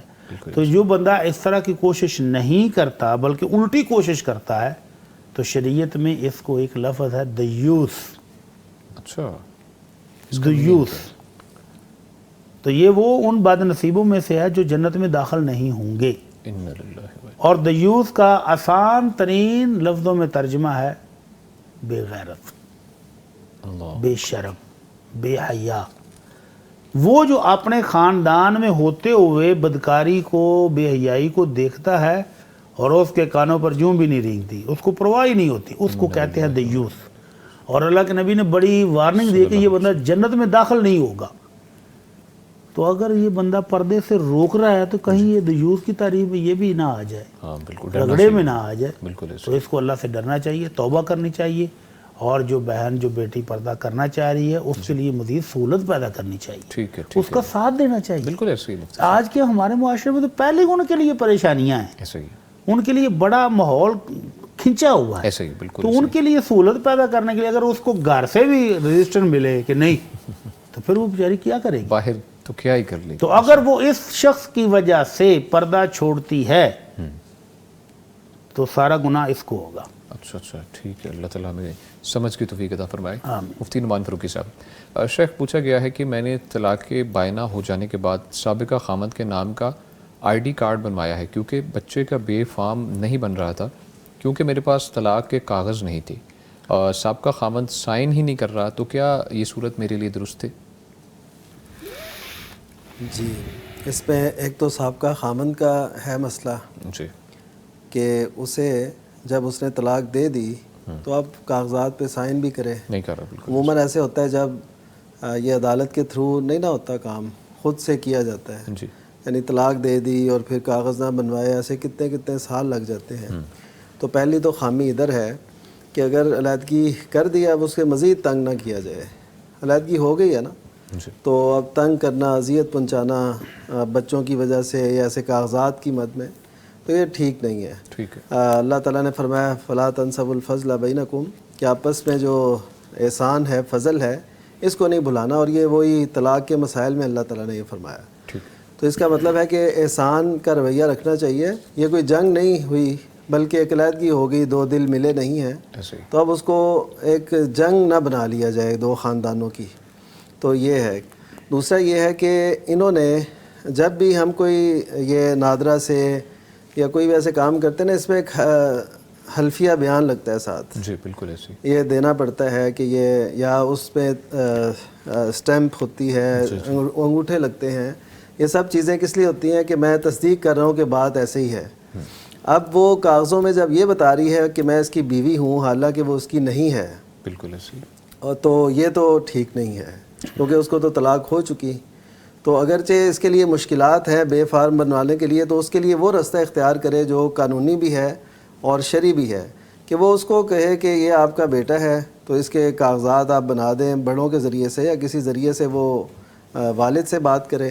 تو اس وجہ سے یہ جو ان کا کہنا ہے یا یہ اقرار کرنا ہے، یہ اظہار کرنا ہے کہ وہ میرا خاوند ہے حالانکہ وہ نہیں ہے، طلاق بائنہ ہو چکی ہے، تو اب وہ ظاہر ہے اس کی وہ بیوی کسی صورت میں نہیں ہے. تو یہ جب حلف دے رہی ہے یا کہہ رہی ہے کہ میں اس کی بیوی ہوں تو یہ اس کی غلطی ہے. اس طرح یہ درست نہیں ہوتا کہ اپنی نسبت کسی غیر مرد کی طرف اس طرح کی جائے، کیونکہ اب وہ غیر بن چکا ہے، وہ بالکل اجنبی ہے، وہ ایسے ہی ہے جیسے کوئی اور شخص ہو. ٹھیک ہے جی، بہت شکریہ مفتی صاحب. مفتی اجمل بھٹی صاحب، شیخ پوچھا گیا ہے کہ سرجری کے ذریعے چہرے میں تبدیلی تو نامناسب ہے، مگر ایکسرسائز کے ذریعے اگر ایسا کیا جائے تو ٹھیک ہوگا؟ ایکسرسائز کے ذریعے چہرے میں تبدیلی کیسے ہوگی جی؟ کہتے ہیں وہ جاتے سرجری کے ذریعے تو عام ہے نا، ظاہر ہے کہ چہرہ کچھ کا کچھ ہی ہو جاتا ایسے ہے، ہی، بالکل ایسے وہ تو حرام ہے. ٹھیک ہے، اوکے. اللہ کی بنائی ہوئی تخلیق میں تبدیلی کرنا اللہ نے حرام قرار دیا، وہ تو حرام ہے. اب رہ گیا ایکسرسائز کے ذریعے. ایکسرسائز کے ذریعے کوئی جسم کی ڈیل ڈول بن جائے، کوئی شیپ بن جائے، تو وہ تو نیچرل ہے، ہاں نیچرل، وہ نیچرل ہے، اس میں تو کوئی حرج نہیں ہے. اور اگر چہرے کی مختلف فیشیل ایکسپریشن تھوڑے سے چینج ہو جاتے ہیں، جا لائن کہتے ہیں بہتر ہو جاتی، چہرے کی ایکسرسائز ہیں تو وہ کر سکتے ہیں. یہ جینون طریقے سے ہے نا، ہاں جینون طریقے سے ہو جاتا ہے، بالکل. ٹھیک ہے ٹھیک ہے، بہت شکریہ. اچھا مفتی صاحب فرمائیے گا کہ پوچھ رہے ہیں جی 4 سال کا بچہ بولتا نہیں ہے، کوئی وظیفہ بتا دیں. 4 سال کا بچہ بولتا نہیں ہے تو اتنی پریشان ہونے والی کون سی بات ہے؟ آٹزم کا شکار ہو جائے گا، بچہ بولے گا، اس کو چیک کروائیں. اس کو کانوں کا مسئلہ تو نہیں ہے، عموماً جو بچے بولتے نہیں ہیں وہ سنتے بھی نہیں ہیں. اچھا، جب وہ سنتے نہیں ہیں تبھی وہ بولتے نہیں ہیں، تو اس کو چیک اپ کروائیں اچھے ڈاکٹر سے. اگر اس کے کان ٹھیک ہیں، اللہ تعالیٰ کرے وہ کوئی درستی ہوں، تو پھر وہ تو کچھ بچے تھوڑا لیٹ بھی بولتے ہیں، پھر پریشان ہونے کی ضرورت نہیں ہے. ٹھیک ہے. اور اگر اس کے کانوں میں کوئی مسئلہ ہے تو پھر اس کا بھی حل کروانا چاہیے، علاج کروانا چاہیے. تو وظیفہ اللہ رب العزت سے والدہ ہے، دعا کرے، جی. اور یا حی یا قیوم برحمتک استغیث واصلح لی شأنی کلہ لا الہ الا انت، یہ والی دعائیں پڑھیں اور اپنے رب سے التجائیں کریں. رب سے التجا کی ہوئی تو امام بخاری رحمہ اللہ کی والدہ محترمہ نے، بچے تھے چھوٹے سے اور آنکھوں کی کمزوری تھی، شدید کمزوری تھی، تو والدہ کی دعا سے اللہ تعالیٰ نے امام بخاری کو وہ بصارت دی کہ امام بخاری رحمہ اللہ نے صحیح بخاری چاند کی روشنی میں بیٹھ کر بھی لکھی ہے. اللہ اکبر، سبحان اللہ. اللہ کے نبی صلی اللہ علیہ وسلم کے روضہ مبارک کے پاس بیٹھ کر چاند کی روشنی میں بھی لکھتے رہے ہیں، ایسی اللہ نے پھر روشنی دی. تو والدین کی دعائیں جو ہیں یہ بچے کی صحت کے لیے بہت شاندار وظیفہ ہے. تو تہجد کے ٹائم اٹھ کر ماں بھی دعا کرے اور باپ بھی دعا کرے. اب مفتی صاحب اگر فزیکلی مسئلہ ہے جیسا کہ آپ فرما رہے تھے، اور ایک اور مسئلہ ہے کہ بچہ اگر پیدائش کے وقت روتا نہیں ہے تو اس صورت میں بھی یہ معاملہ فیس ہو سکتا ہے؟ ہاں، وہ ڈاکٹر حضرات چیک کر کے بتائیں گے کہ کیا پرابلم کیا ہے، وہ بھی ہمیں کروانا چاہیے اور پیرالل علاج بھی کروانا چاہیے اور دعا بھی فجر کے ٹائم تہجد کے ٹائم. بہت شکریہ مفتی صاحب. کالر کی جانب بڑھیں گے جی. السلام علیکم. وعلیکم السلام. بشرا صاحبہ جی احمد پور شرکیہ سے. جی بہن پوچھیے کیا پوچھنا چاہیں گے مفتی صاحب سے آپ؟ السلام علیکم. وعلیکم السلام. وعلیکم السلام. جی میرا سوال یہ ہے کہ نماز میں گھٹنوں کا مسئلہ ہے، تو میں نماز جو ہے نا بیٹھ کر یعنی کہ سجدہ نہیں کر سکتی، اور بیٹھ جاؤں تو میں اٹھ نہیں سکتی. اچھا ٹھیک ہے. اور جب میں اس کے کرسی کے چہر پہ نماز پڑھتی ہوں نا تو قیام میں الحمدللہ کر سکتی ہوں، ٹھیک ہے نا. تو میں قیام کرتی ہوں، قیام کرنے میں مجھے کوئی پرابلم نہیں، تو میں قیام کرتی ہوں. تو کچھ لوگ جو یہ کہتے ہیں کہ جب آپ بیٹھ کر سجدہ نہیں کر سکتے تو آپ قیام بھی نہ کریں، تو آپ بیٹھ کر ہی یعنی کہ مکمل نماز. ٹھیک ہے ٹھیک ہے جی. ٹھیک ہے جی، بہت شکریہ بشرا صاحب آپ نے کال کی. مفتی نعمان فاروقی صاحب سے فرمائیے گا. اس میں اصولی تعلیم تو نبی کریم صلی اللہ علیہ وسلم کی یہ ہے کہ اگر بیٹھ کے نماز پڑھ رہے ہو تو بیٹھ کے ہی سجدہ رکوع کرو. اچھا اگر کھڑے ہو کے کر رہے ہو تو اسی حالت میں، یعنی جیسے کھڑے ہو کے اصولی بات ہے یہ والی؟ جی یہ اصولی حدیث ہے جو سنن نسائی میں ہے ٹھیک ہے اور ثابت ہے. ٹھیک ہے. تو ایک یہ اصول ہے یعنی شریعت کا. وہ اسی طرح جو شخص کو یہ صلاحیت نہیں ہے نا وہ کھڑا ہو، تو وہ پھر اس سے چاہیے کہ وہ بیٹھ کے ہی نماز پڑھے، اور خصوصاً جب لوگ جماعت کے ساتھ نماز پڑھ رہے ہوتے ہیں نا اور کرسی پہ بیٹھے ہوتے ہیں، وہ اگر کھڑے ہو جائیں تو وہ کرسی سے آگے ہو جاتے ہیں. یعنی جماعت کی صورت میں بھی یہ مشکل ہے، اور ویسے بھی اس حدیث کے عموم سے بھی یہ ہمیں پتہ چلتا ہے انڈیویجولی ہم جی. لیکن ایک اس کی صورت اور ہے، وہ میں عرض کرتا ہوں. قیام میں اگر کوئی تھکاوٹ محسوس ہو تو بیٹھا بھی جا سکتا ہے. جو کھڑا ہونے والا شخص ہے وہ بیٹھ بھی سکتا ہے اور بیٹھا کھڑا بھی ہو سکتا ہے. یعنی اس سے جائز ایک جواز نکلتا ہے کہ ایسا کیا جا سکتا ہے کہ آپ قیام کھڑے ہو کے کر لیں اور باقی جو رکوع اور سجود ہے وہ بیٹھے بیٹھے کر لیں. ٹھیک ہے، یہ ہے جواز، اور اصول وہ ہے جو میں نے پہلے عرض کر دیا. ٹھیک ہے جی، بہت شکریہ مفتی صاحب. مفتی اجمل بھٹی صاحب، شیخ پوچھا گیا ہے کہ حیض کے 10 دن بعد دوبارہ بیماری کی وجہ سے حیض آ جائے تو ان میں ہمیں کیا کرنا ہوگا؟ اگر حیض کے دن گزر گئے ہیں اور 10 دن کے بعد خون آیا تو وہ حیض نہیں ہوتا. اچھا ٹھیک ہے. حیض کے دن پورے ہو گئے ہیں، 6 دن 7 دن 10 دن جتنی روٹین تھی وہ پورے ہو گئے جی. اس کے بعد دوبارہ سے خون آئے تو وہ کسی بیماری کا خون ہوتا ہے. اچھا اس کو استحاضہ کہتے ہیں. اچھا اچھا. ان دنوں میں خاتون غسل کر کے پیڈ وغیرہ رکھ لے اور وضو کر کے نماز پڑھ لے. دو نمازیں جمع نہیں کرے گی، ٹھیک ہے. دونوں نمازیں الگ الگ پڑھے گی اور الگ الگ ان کے لیے وضو کرے گی. اچھا ٹھیک. اور تو غسل صبح فجر کے ٹائم کر لے، اگر ممکن ہو اس کے لیے صحت اجازت دے تو پھر ظہر کے ٹائم بھی کر لے، اور اگر صحت اجازت نہیں دیتی تو ایک دن میں ایک غسل ہی کر لے. اچھا ٹھیک ہے. تو باقی نمازوں کے لیے وضو کر کے وہ نماز پڑھ لے. ایون دو وہ موجود ہے معاملہ، میں نے کہا ایون دو وہ معاملہ موجود ہے. ٹھیک ہے، بہت شکریہ. مفتی نعمان فاروقی صاحب، شیخ پوچھا گیا ہے کہ غیر مسلم ممالک میں رہائش کے دوران بچوں کی اسلامی تربیت کے لیے والدین کی شرعی ذمہ داریاں کیا ہیں؟ بڑا اہم سوال ہے اور پیش آنے والا سوال ہے. ایسے ویسے تو مسلم ممالک میں بھی اور غیر مسلم ممالک میں بھی یہ ایک اہم ایشو ہے، اور ہمیں اس طرف خصوصی توجہ کرنی چاہیے کہ اپنے بچوں کی تربیت اور ان کی تعلیم اور اسلام سے، دین سے آشنائی انہیں کیسے فراہم کی جائے. تو اس میں سب سے بنیادی چیز تو ہماری سب سے اہم کتاب ہے، وہ کتاب اللہ ہے. یعنی اس کے جو حقوق ہیں وہ بچوں کے ذہن میں ڈالے جائیں. اس کتاب سے اگر ہم اپنی نسل کو جوڑ دیں تو اس کا مطلب ہے کہ ہم نے اس کو بہت جو ہے نا بالا کر دیا، بہت اعلیٰ کر دیا. اس کتاب کا شعور اگر ہم نے ان کے ذہن میں ڈال دیا، اس کی حقیقت ڈال دی کہ کتنی عظیم کتاب ہے اور یہ اللہ حکم الحاکمین کا کلام ہے، تو سب سے پہلے اس کا پورا اہتمام ہونا چاہیے. اسے ادائیگی سے لے کے اس کے معنی اور مفہوم تک، اور اس کے شان نزول اور اس کے ترجمے اور سب کچھ کو سامنے رکھ کے نا یہ بچوں کے ذہن میں ڈالا جائے. ایسا کوئی بنایا جائے سسٹم کہ وہ بچے ساتھ ساتھ دونوں تعلیمیں لیتے رہیں اور قرآن مجید کو اہمیت دیں اور اس کو آگے لے کے چلیں. یہ سب سے بنیادی ہے. پھر نبی کریم صلی اللہ علیہ وسلم کی سیرت سے آشنا کریں، اور اس سے کیا نتیجہ نکلے گا کہ ان کے اندر نبی صلی اللہ علیہ وسلم کی جو محنت ہے، جو لگن ہے، جو تسلسل ہے، جو حکمت انقلاب ہے، وہ جب ان کے سامنے آئے گی تو وہ ان کے شعور میں، ان کی سوچ میں اور ان کی فکر میں بہت زیادہ ایک انقلاب آئے گا. آپ دیکھیے کہ یہی لوگ جو صحابہ کرام رضی اللہ عنہم تھے، یہ اسلام سے پہلے اس خطے میں رہتے تھے. کبھی کسی نے سوچا بھی نہیں ہوگا کہ ہم کیسر و کسریٰ سے وقت کی طاقتوں سے ٹکرائیں گے. یہ شعور جو دیا وہ نبی کریم صلی اللہ علیہ وسلم کی تعلیمات نے دیا. تو اس کا مطلب ہے کہ یہ جو تعلیمات ہیں یہ ہمیں شعور دیتی ہیں، یہ قائدانہ صلاحیتیں پیدا کرتی ہیں. تو یہ کیا جائے. دوسرا، ان کو مصنون دعاؤں سے ضرور جوڑا جائے. تیسرا یہ ہے کہ ان کو جو ادھر کے ہے نا ایسے شراب خانے اور ایسی چیزیں اور ایسے دوست اپنے بچوں کے، ان سے ان کو علیحدہ رکھا جائے. اور اختلاط جو ہے وہ جس قدر اس سے بچا جا سکے وہ اتنا بہتر ہے.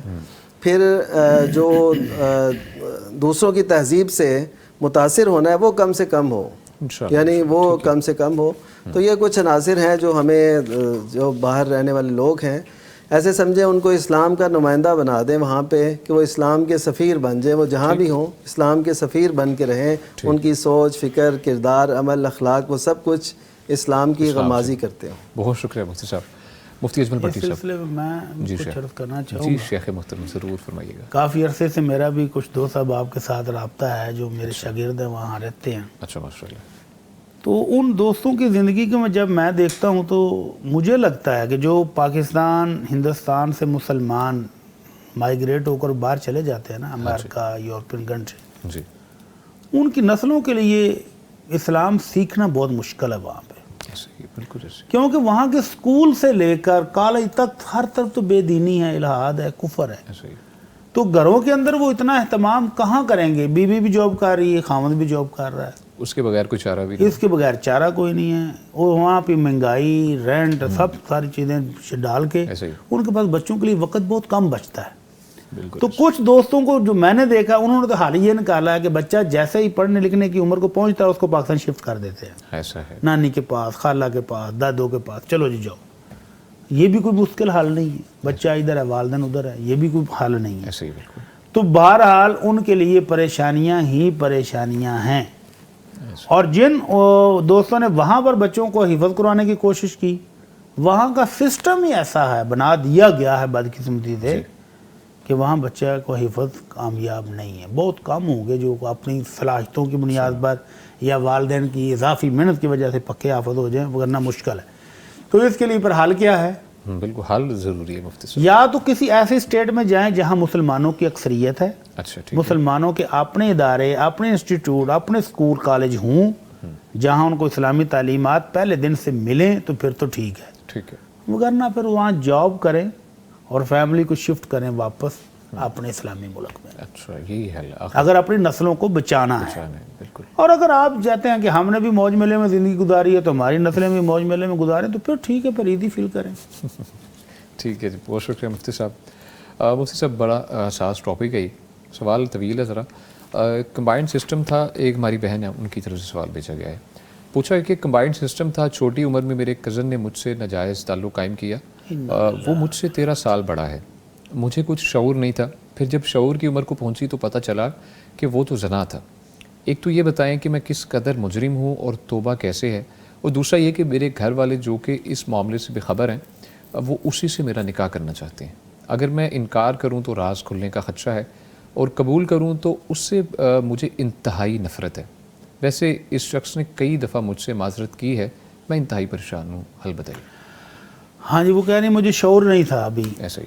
تو شعور سے پہلے جو گناہ ہوا ہے تو وہ تو اللہ تعالیٰ معاف کر دیں گے انشاءاللہ. انشاءاللہ وہ تو معافی ہے ہی. ٹھیک ہے. جب بالغ ہونے سے پہلے کا جو جرم ہے وہ تو انشاءاللہ معاف ہی معاف ہے. بالکل. مزید وہ توبہ استغفار بھی کر رہی ہیں، نادم بھی ہیں، شرمندہ بھی ہیں اب. صحیح. تو وہ تو آپ پریشان ہونے کی ضرورت نہیں، اللہ تعالیٰ معافی دے دیں گے انشاءاللہ. انشاءاللہ. باقی رہ گیا راز کھلنے کا مسئلہ. اگر ان کو کل بھی نفرت ہے اس شخص سے تو پھر والدہ کو اعتماد میں لے کر، والدہ کو اعتماد میں لے کر، بڑی بہن کو اعتماد میں لے کر، بھائی کو اعتماد میں لے کر اصل صورتحال سے آگاہ کر دینا چاہیے، تاکہ ساری زندگی ہی اسی کشمکش میں نہ گزر جائے، سب ایک دو کہ دن ذہنی گزارنا. ٹینشن میں گزارے. ہاں زندگی پوری اسی شخص کے ساتھ تو پھر کیسے گزاریں گی اگر یہ خلش ختم نہ ہوئی؟ یا تو وہ کہیں نا خلش ختم ہو گئی ہے، اس شخص نے آ کر معذرت کی، معافی مانگی، انہوں نے معاف کر دیا، باقی اس کا اللہ کے ساتھ معاملہ ہے، توبہ کرتا ہے تو اللہ معاف کر دے گا. تو اس سے معافی مانگی ہے، اس کا دل صاف ہو جائے، مطمئن ہو جائے تو پھر شادی کر لیں. اور اگر مطمئن نہیں ہوتا تو والدین کو، بہن بھائیوں کو میں سے کسی کو جو ان کے ساتھ زیادہ اٹیچ ہے اس کو اعتماد میں لے کر صورتحال بتا کر معذرت کر لیں، تاکہ آئندہ آنے والی زندگی پرسکون رہے. بچوں کے آگے جو بچے ہیں ان کی بھی زندگی خراب ہو، پھر لمبا پروسیس ہے. ایسے ہی بالکل. اگر وہ اور وہاں سے واپسی بھی ممکن نہیں ہے مفتی صاحب، ایک ایسا رستہ ہے. بالکل. اچھا اگر وہ ایسا اظہار نہ بھی کرے نا کہ ایسا ہوا ہے، کیونکہ اپنی پردہ داری بھی ایک اچھی چیز ہے. جی بالکل ایسے ہی. اور خصوصاً جس لڑکی کے بارے میں یہ تاثر ہو جائے گا اچھا اس کے ساتھ ایسا کچھ ہوا ہے، اس کی معاشرے میں وہ عزت وقار وہ نہیں رہے گا، تو صرف اتنا کہہ دیں جی مجھے بس اس سے نفرت ہے، یہ نہ بتائیں کہ نفرت کی وجہ کیا ہے.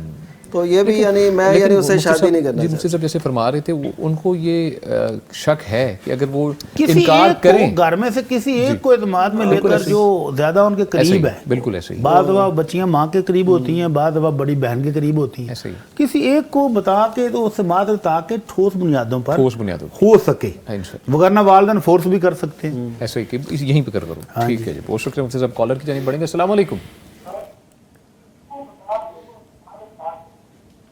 अस्सलाम वालेकुम, अली रज़ा साहिब हैं जी हमारे साथ। जी करोड़ पक्का से अली रज़ा साहिब, कैसे हैं जी आप?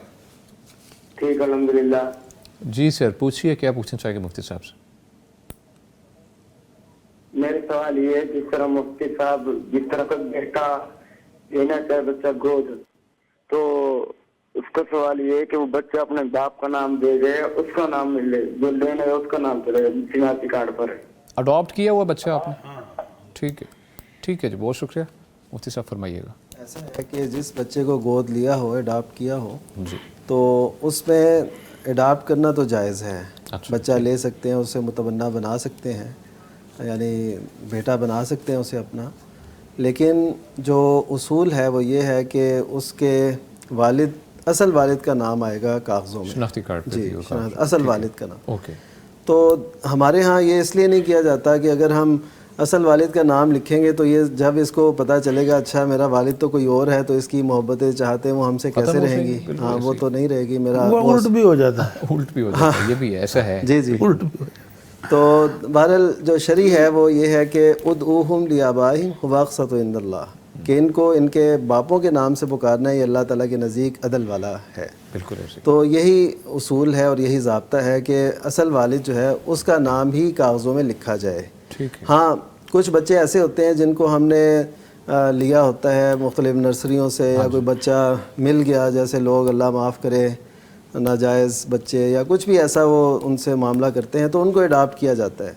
अब उनके वालिद का नहीं पता, तो इस सिलसिले में कुरान जो रहनुमाई करता है वो करता है कि फ़इल्लम तालमू आबाहुम फ़इख्वानुकुम फ़िद्दीन, अगर तुम्हें उनके बाप का नहीं पता तो वो तुम्हारे दीनी भाई हैं।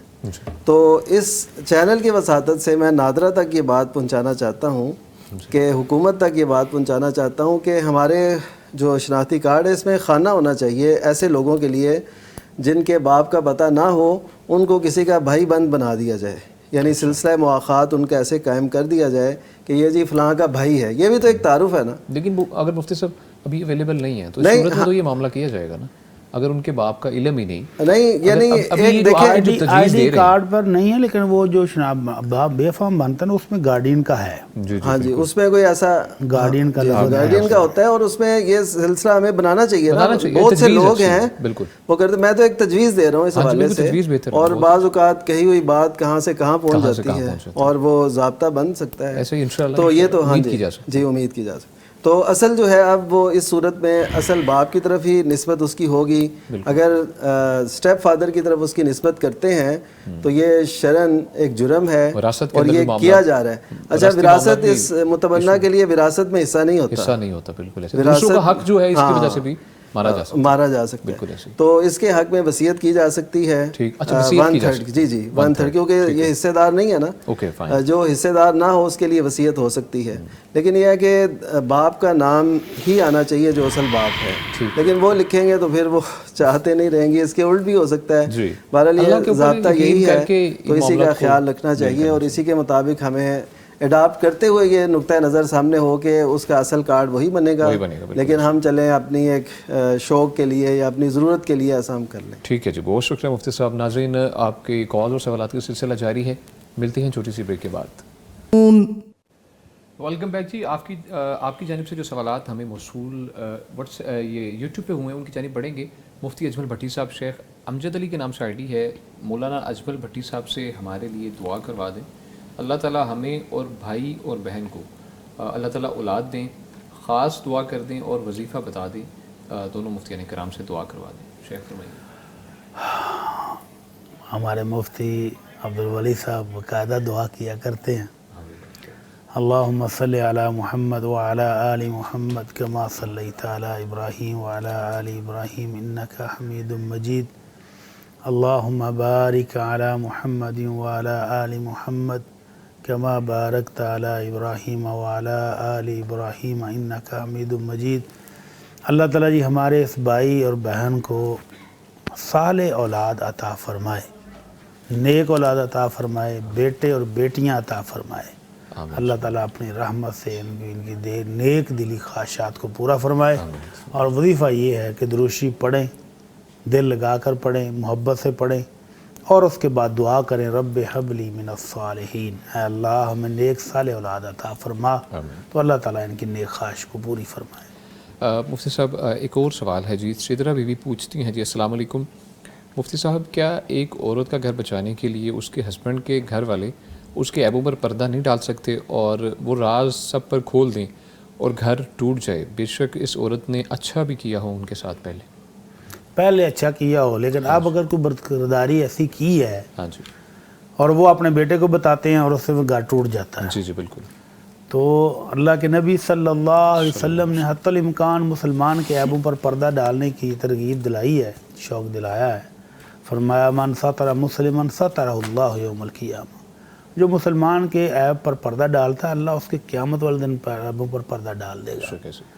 تو اگر بیٹے کے گھر کو بچانے کے لیے ممکن ہے، بہو معافی مانگ رہی ہو، توبہ کر رہی ہو اللہ سے، اپنے گناہ پر استغفار کر رہی ہو، تو پھر تو ان کو پردہ ڈالنا چاہیے۔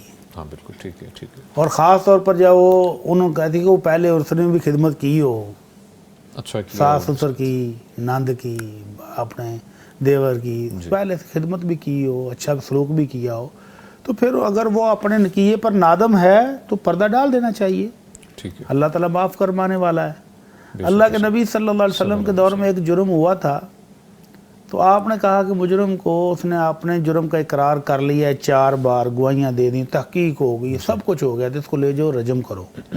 جب اس کو پتھر مارے نا تو اس کو چوٹ لگی، تو وہ بیچارہ بھاگ گیا، آخر انسان تھا، ہاں جی، تو صحابہ نے اس کو گھیرا ڈال کے پکڑا اور مارا۔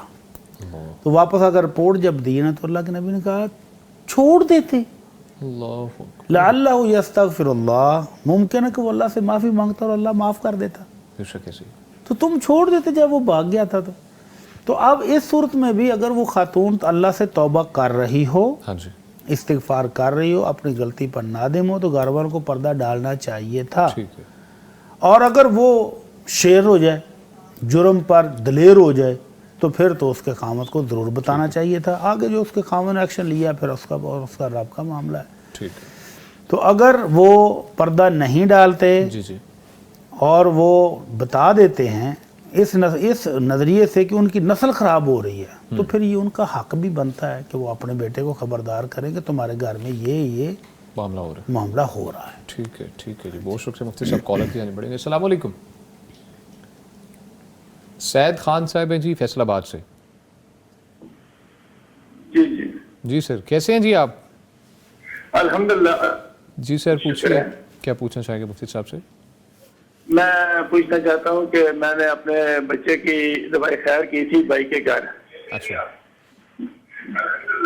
تو اس میں سال کا عرصہ گزر گیا، تو بھائی کو بتایا کہ ابھی اگلا قدم لیتے ہیں تاکہ تھوڑا سا شادی وغیرہ کا چکر چلے، تو اس میں بھابھی نے تھوڑا سا گڑبڑ شروع کر دی، تو اس نے کہا کہ میں بچی نہیں دوں۔ تو ابھی میں صرف یہ پوچھنا چاہتا ہوں کہ آیا جب دعا خیر ہوئی ہے تو اس میں نکاح ہو جاتا ہے یا اس میں طلاق دینی پڑے گی فارغ کرتے ہوئے، یا کیا چکر ہے؟ اچھا جی، ٹھیک ہے جی، بہت شکریہ۔ سید خان صاحب ہمارے ساتھ موجود تھے فیصل آباد سے۔ مفتی نعمان فاروقی صاحب سے فرمائیے گا۔ جو انہوں نے سوال کیا، ظاہر ہے یہ دعائے خیر سے مراد منگنی لے رہے ہیں، بالکل نسبت لے رہے ہیں، اور ایسے ہو جاتا ہے، ظاہر ہے جب ہم کوئی پیغام لے کے جاتے ہیں تو وہاں پہ دعائے خیر تو ہو جاتی ہے، نسبت طے کی، تو ہاں جی وہ تو دعائے خیر ہوتی ہے، وہ ایک نسبت ہوتی ہے، وہ ایک منگنی ہوتی ہے، اسے خطبہ کہتے ہیں عربی میں، تو وہ تو ظاہر ہے وہ نکاح نہیں ہوتا، بالکل ایسے، تو جب نکاح نہیں ہے تو پھر وہ طلاق کی صورت میں ہوگی۔ تو اس وجہ سے بس یہ ان کا جو آپس میں نہیں نبھ سکا، یہ اسی استخارے کی وجہ سے ہوتا ہے نا جو کیا جاتا ہے، اس سے بھی خیر ہوتی ہے۔ بعض اوقات بھائی یا کوئی بھی لوگ جن میں محبت ہوتی ہے وہ رشتے کرتے ہیں کہ محبت کو مزید پروان چڑھائیں، لیکن وہی رشتے ان کے نا دوری کا باعث بن جاتے ہیں۔ تو اللہ تعالیٰ کی حکمت ہوتی ہے ہر بات میں، تو ان کو بھی فیل نہیں کرنا چاہیے، انہیں بھی نہیں کرنا چاہیے۔ وہ جو استخارے یا اللہ سے دعائیں کی ہوتی ہیں نا، جو اس موقع پہ بھی کی، تو اس کے نتیجے میں اللہ تعالیٰ بعض اوقات وہ جو جس کے لیے بہتر ہوتا ہے وہ اس طرح کر دیتا ہے۔ تو اللہ تعالیٰ کی ہر معاملے میں، ہر فیصلے میں خیر ہوتی ہے، تو ہمیں اس کو تسلیم کرنا چاہیے۔ اور یہ نکاح نہیں ہے، یہ صرف منگنی ہے، تو جب نکاح نہیں ہے تو پھر طلاق بھی نہیں۔ اچھا، مفتی اجمل بھٹی صاحب سے پوچھا گیا ہے ہماری بہن کی جانب سے کہ مجھے مینسز سے 1-2 دن پہلے بلیک سر ڈسچارج ہونا شروع ہو جاتا ہے، اس دوران بھی اگر نماز چھوڑوں یا 13 یا 14 دن بعد اس کو دوبارہ سے میں کنٹینیو کروں؟ دیکھیں مینسز کے دن ہر خاتون کو معلوم ہوتے ہیں کہ اس کے کون سے دن ہیں. خواتین جو تجربہ کار ہو جاتی ہیں ان کو کنفرم ہوتا ہے کہ ان کے کون سے دن ہیں جن میں ان کو مینسز آئیں گے. جی. تو اگر ان دنوں سے پہلے یا ان دنوں کے بعد بلیک سا کوئی اسپاٹ لگیں یا کوئی مٹیالے رنگ کے لگیں یا کسی بھی رنگ کے، بورے رنگ کے، کسی بھی رنگ کے کوئی بھی اسپاٹ لگ جاتے ہیں تو وہ مینسز نہیں ہیں. وہ عام خون ہو سکتا ہے، عام کوئی اور مٹیالہ مادہ بھی ہو سکتا ہے. اس میں عورت روٹین کے مطابق نماز پڑھے گی. اچھا. وضو کرے اور نماز پڑھے. ٹھیک ہے. اور اگر یہی نشان ان مینسز کے دنوں میں لگیں، مثلا ان کے 1 سے 7 تک 10 تک ان کے مینسز کے دن تھے، جی جی 2 دن خون آیا، اس کے بعد ہلکا سا خون رک گیا، اس کے بعد وہ بلیک سپاٹ آ گئے، بلو سپاٹ آ گئے، ریڈ آ گئے، کوئی بھی آ گیا سپاٹ، تو وہ مینسز ہی شمار ہوں گے کیونکہ وہ مینسز کے دنوں میں آیا. ان دنوں میں عورت نماز نہیں پڑھے گی، روزہ نہیں رکھے گی. اوکے ٹھیک ہے ٹھیک ہے جی. بہت شکریہ مفتی صاحب. مفتی نعمان فاروقی صاحب، شیخ فرمائیے گا کہ کالجز اور یونیورسٹیز میں مخلوط ماحول میں تعلیم حاصل کرنے کی شرعی حدود کیا ہے؟ جی ایک تو ایسے ماحول سے جس قدر بچا جا سکے وہ بچنا چاہیے. یعنی جب والدین اور جو سرپرست ہیں یہ کالجز سے، اسکول سے مطالبہ کریں گے یا یونیورسٹیز سے کہ جی علیحدہ علیحدہ نظام ہونا چاہیے، تو اس طرف آنا چاہیے کہ علیحدہ علیحدہ سارے نظام ہو. اور وہ جن میں خواتین کے صرف کالجز ہیں یا یونیورسٹیز ہیں اس میں اچھا ایک معیار ہے، لاہور میں بھی اچھے معیار کے ایسے کالج موجود ہیں. تو بہرحال اختلاط سے جس قدر بچا جائے پہلے تو یہ ہونا چاہیے. اچھا. بالفرض کوئی تعلیم ہے جو کو ایجوکیشن ہی سے متعلقہ ہے اور وہیں پہ ہوتی ہے اور جیسا ماحول اب عالمی سطح پہ بنا ہوا ہے تو اس پہ پھر ان تقاضوں کو خیال رکھا جائے. پہلی چیز یہ کہ وہ جو لڑکا ہے یا لڑکی وہ تنہائی اختیار نہ کرے. اچھا ٹھیک ہے، یعنی سب کے سامنے ہی ہو. دوسرا، لڑکی ظاہر ہے شرعی پردہ جو ہے اسے وہ کرنا چاہیے.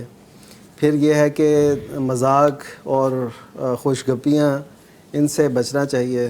صرف وہ تعلیم کی حد تک آپس پہ رابطہ رکھا جا سکتا ہے اسٹوڈنٹ کے طور پہ کہ ہمارا کلاس فیلو ہے یا خاتون ہے کلاس فیلو، تو اس حد تک رکھا جائے. تو اس کے جو ہے نا تنہائی، اچھا تنہائی کی بھی صورتیں ہیں نا، فون پہ بھی تنہائی ہو سکتی ہے.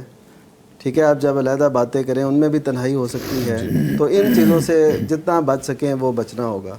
اور اسی طرح پھر جو ہے نظر کی حفاظت، کل للمؤمنین یغضوا من ابصارہم، اور اسی طرح اہل ایمان خواتین سے بھی کہا کہ نظروں کی حفاظت. اور نظروں کی حفاظت یہ ہے کہ ان کے اندر حیا جھلکتی ہو، اللہ کا ڈر ہو، خوف ہو. تو یہ ساری چیزیں.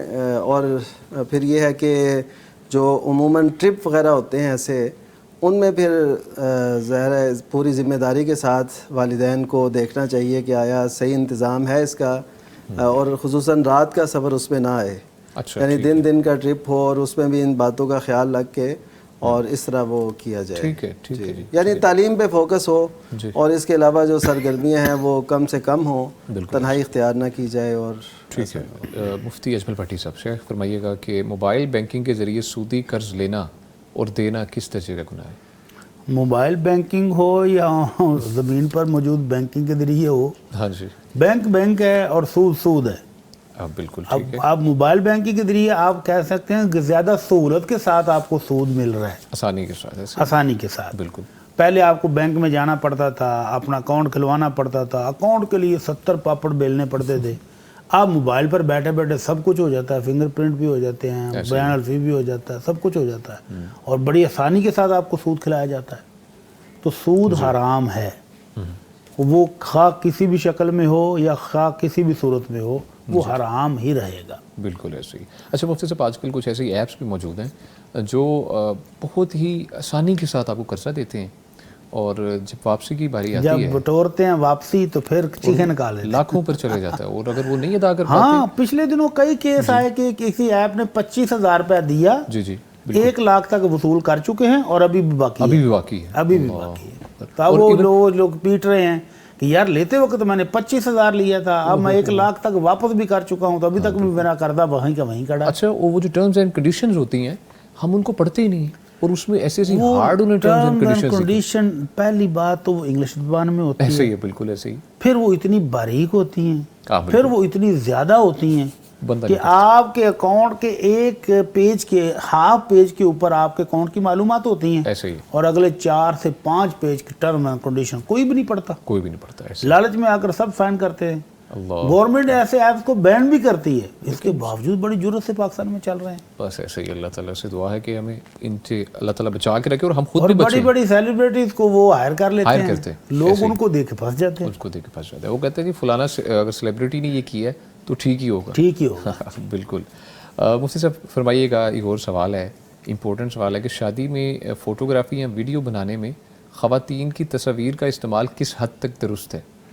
ٹوٹلی رانگ ہے، کس حد تک درست کا کس کیا حد تک وہ حد پوچھنا یہ چاہ تو رہے بے ہیں؟ حیائی کا بہت بڑا ذریعہ بنتا جا رہا ہے اللہ اکبر، کہ جن بچیوں کو ہم نے پردے کے اندر رکھا 18 سال 20 سال، اللہ، غیر محرم کی نظر پڑنے بھی نہیں دی گئی، جی، اب شادی کے موقع پر وہ بن ٹھن کر سٹیج پر سمری بیٹھی ہے، اور 2 کیمرہ مین پتہ نہیں کس کس اینگل سے اس کی تصویریں بنا رہے ہیں، انا للہ، اور بچے موبائل پر ان کی تصویریں لے رہے ہیں، ایسے ہی، جبکہ وہ بعض دفعہ نہیں بھی تصویر بنانا چاہتی تو بچے زبردستی آگے کوئی ادھر سے کھینچ رہے کوئی ادھر، ہر موبائل میں تو کیمرہ ہے۔ ایسے ہی، بالکل ایسے ہی، تو جو باحیا لوگ ہیں وہ ان چیزوں کا اہتمام کرتے ہیں کہ وہ ایسی کسی بھی ایکٹیویٹی کی اجازت نہیں دیتے، بالکل ایسے ہی، تو پھر ہی بچت ہے، ایسے ہی، وگرنہ آپ کی خواتین کی تصاویر کیمرہ مین سے لے کر پھر وہ ڈیولپمنٹ والے ایسے ہی، پتہ نہیں کہاں کہاں تک جاتی ہیں، بالکل، اور پھر میں نے اپنی آنکھوں سے بھی ایک منظر دیکھا ہوا ہے کہ کچھ کیمرہ مین رات کو ریکارڈنگ کر کے لائے تو وہ تبصرے کر رہے تھے کہ یہ دیکھو یہ کیسی لگ رہی ہے، اس کا یہ پوز دیکھو، اس کا یہ دیکھو، اس کا وہ دیکھو، انا للہ، تو اس طرح آپ اپنی عزت کو نیلامی کی خود دعوت دیتے ہیں۔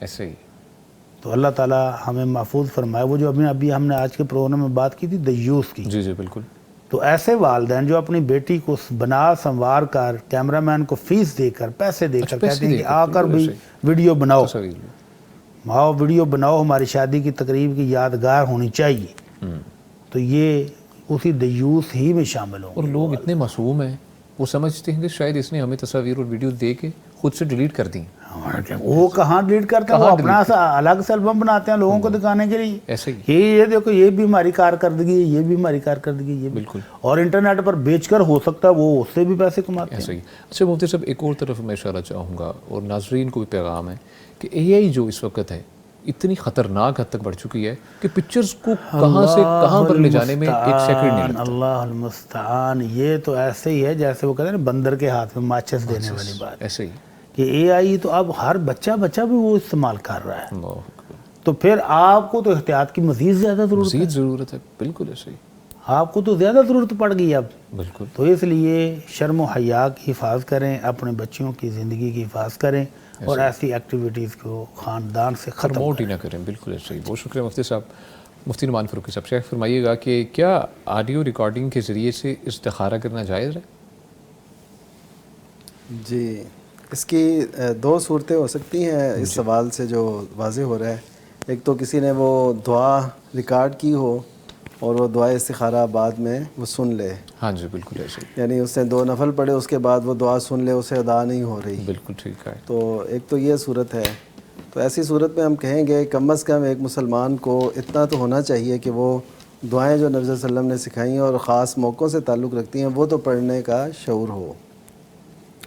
تو بہرحال اگر وہ اس کو نہیں آتی تو ایسا کیا جا سکتا ہے، ظاہر ہے اس نے پہلی دفعہ دیکھی ایسے تو اس کی زبان پہ نہیں چڑھ وہ رہی، اردو میں مانگ لے دعا، ہاں اردو میں بھی مانگ اچھا اردو میں مانگی جا سکتی ہے مفتی صاحب؟ استخارے کی دعا ہے نا، اپنے رب سے خیر طلب کرنی ہے، ہاں جی بالکل ایسے وہ جو عربی کے کلمات ہیں انہی کی جگہ پہ اردو پنجابی میں کہہ لے کہ اللہ یہ رشتہ، یہ کام، یہ کاروبار میرے حق میں اگر بہتر ہے تو مجھے عطا کر دے، اچھا مفتی صاحب اگر بہتر نہیں ہے تو اللہ مجھ سے دور کر دے۔ اچھا اسی اس کو استخارہ ہم کہتے ہیں۔ اپنی زبان میں نفل میں پڑھیں گے یا ویسے ہی ہاتھ؟ نفل نماز پڑھنے کے بعد مانگ رہے ہیں نا، عام دعا مانگیں، دروشی پڑھیں، اللہ کی حمد و ثنا کریں، جی جی استغفار کریں، اس کے بعد وہ دعا کریں۔ دعا کریں. اچھا یہ مطلب کمپلسری نہیں ہے یہ دعا جو ہے نا ویسے بھی نفلوں کے بعد پڑھی جاتی ہے. اچھا جی دعا استخارہ جو ہے نا حدیث میں لفظ ہے صحیح بخاری میں ثم یدعو یعنی پہلے 2 رکعتیں پڑھے پھر دعا کرے. ٹھیک ہے جی ٹھیک ہے, بہت شکریہ مفتی صاحب. یہ ہے جی ٹھیک ہے. بٹ صاحب فرمائیے گا, پروگرام ختم ہو رہا ہے جی. سوال جو آخری ہے, بیرون ملک میں فوڈ ڈلیوری ایپس میں حلال اور حرام کھانوں کی پہچان اور ذمہ داری کس کی ہے؟ کھانے والے کی کھانے والے کی ذمہ داری ہے کہ وہ کیا چیز آپ کو آرڈر کر رہا ہے, کیا کھا رہا ہے. ایسے تو اس کو حلال فوڈ کی پہچان ہونی چاہیے. ایسے جب آپ ایک ایسے معاشرے میں رہتے ہیں جہاں حلال اور حرام مکس ہے, جی تو جیسے آپ نے خود سے وہ معاشرہ چنا ہے, منتخب کیا رہنے کے لیے, تو پھر اہتمام بھی تو آپ ہی کریں گے نا. ایسے ہی کہ حلال کھائیں, اللہ تعالیٰ کا حکم ہے کہ مومنوں کو حلال کھانا ہے, حرام نہیں کھانا, حرام سے بچنا ہے. تو پھر وہ خود ہی اہتمام کریں کہ بھائی کون سی چیزیں حلال ہیں, کون سی حرام ہیں, اور حرام سے بچیں اور حلال کھائیں. اچھا مفتی صاحب, اس میں آپ کو چاہوں گا اسپیکٹ کہ جو فوڈ ڈلیوری یہاں سے پاکستانی جو بچے گئے ہیں مسلمان, وہ کرتے ہیں, وہ بھی اس بارے میں بڑے پریشان ہوتے ہیں کہ ہم کیسے یہ آئیڈیا کریں کہ یہ حرام فوڈ ہم ڈلیور کر رہے ہیں, حلال کر رہے ہیں. کئی دفعہ ہمیں نہیں اس کا علم ہوتا اور ہم حرام فوڈ ہی ڈلیور کر بیٹھتے ہیں. اس سلسلے میں جو ہمیں جو انکم ہے وہ حلال ہے, اگر پتہ نہیں ہے تو اللہ معاف فرمائے گا. اچھا تو جب آپ جاب کر رہے ہیں تو اس سے پہلے کنفرم کر لینا کہ وہ یہ کمپنی کون کون سی چیزیں ڈلیور کرتی ہے. ہاں جی ہاں جی. تو اگر وہ حرام کا کاروبار کرتے ہو تو وہاں پر کاروبار نہ ہو, وہاں پر جاب نہ کریں. جی. اور اگر وہ حلال کرتے ہیں تو پھر جاب کر لیں. لیکن ایسی جاب ملنی تو میرا خیال ہے کہ بڑی مشکل ہے. ہاں کافی مشکل ہے, بالکل ایسے تو پھر جب آپ ایسے معاشرے میں جائیں گے تو پھر مشکلات سہنا بھی آپ کا کام ہے. ایسے ہی ہے. ٹھیک ہے, بہت شکریہ مفتی صاحب. ناظرین پروگرام یہاں اپنے اختتام کو پہنچتا ہے. ہمارے ساتھ موجود رہے فضیلت الشیخ مفتی اجمل بھٹی صاحب. مفتی صاحب بہت شکریہ آپ کی تشریف آوری کا, الحمدللہ بہت کچھ سیکھنے کو ملا. اللہ تعالیٰ آپ کو اپنی حفاظت میں رکھے. اور ان کے ساتھ موجود رہے فضیلت الشیخ مفتی محمد نعمان فاروقی صاحب. مفتی صاحب آپ کی تشریف آوری کا بھی بہت شکریہ, اللہ تعالیٰ آپ کو اپنی حفاظت میں رکھے. ناظرین آپ کو بتاتے چلیں کہ یہ پروگرام UMT کے تعاون سے پیش کیا جا رہا ہے, جو کہ پاکستان کا پہلا AI پاورڈ ایجوکیشن ایکسپیرینس اپنے اسٹوڈنٹس کو فراہم کر رہے ہیں. اسی کے ساتھ ناظرین ایک چھوٹا سا پیغام ہے. پاکستان ہم سب کا گھر ہے اور اس گھر کا خیال رکھنا ہم سب کی بنیادی ذمہ داری ہے. اور اس گھر کو ہم خوبصورت کیسے بنا سکتے ہیں؟ اس گھر کو ہم مزید خوبصورت ایسے بنا سکتے ہیں کہ ہم بے پناہ محبت کے ساتھ, بے پناہ ایمانداری, عدل اور انصاف جو ہے اس کے ساتھ اس گھر کو بہت خوبصورت بنائیں. اپنا بہت سا خیال رکھیے گا اور ہمیں خاص طور پر اپنی دعاؤں میں یاد رکھیے گا. اللہ نگہبان. فاسألوا أهل الذكر إن كنتم